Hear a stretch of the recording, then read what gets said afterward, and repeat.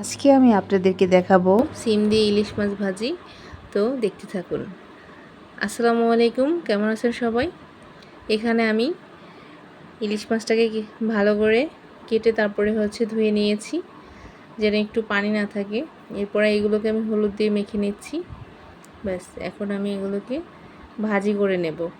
আমি সবসময় চেষ্টা করি আপনাদের মূল্যবান সময়টুকু যেন কাজে লাগে, এজন্য ভিডিওগুলো খুবই শর্ট করার চেষ্টা করি, যেন স্বল্প সময়ে আপনারা দেখতে পারেন। তো ভালো লাগে, ফলো করে রাখবেন। এরপরে আমি এগুলোকে ভেজে নিচ্ছি, হালকা করে ভেজে নেব।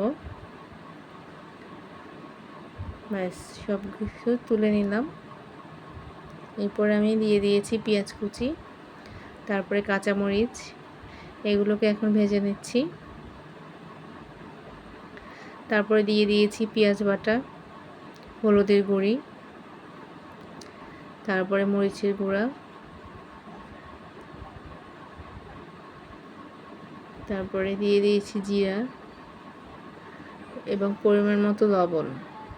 এখন একটু পানি দিয়ে দিয়েছি এগুলোকে কষানোর জন্য। ব্যাস, দেখেন এটাতে বলক চলে এসেছে। এখন আমি সিমগুলো দিয়ে দিয়েছি। সিমটাকে আমি আগে কষিয়ে নেব। সিমটা কিছুটা নরম হয়ে আসলে তখন আমি মাছগুলোকে ঢেলে দিয়েছি। এখন আমি সিমের সাথে মাছগুলো এখন কষাবো।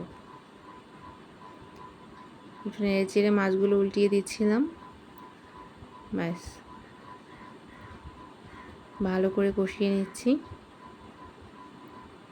এরপর আমি ধনেপাতা কুচি দিয়ে দিয়েছি এবং পরিমাণ মতো পানি দিয়ে দিয়েছি, যেহেতু আমি একটু মাখা মাখা রাখবো।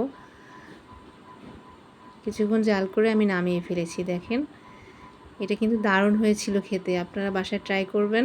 আরও সুন্দর সুন্দর রেসিপি পেতে চাইলে আমার চ্যানেলটি সাবস্ক্রাইব করে রাখবেন। ধন্যবাদ।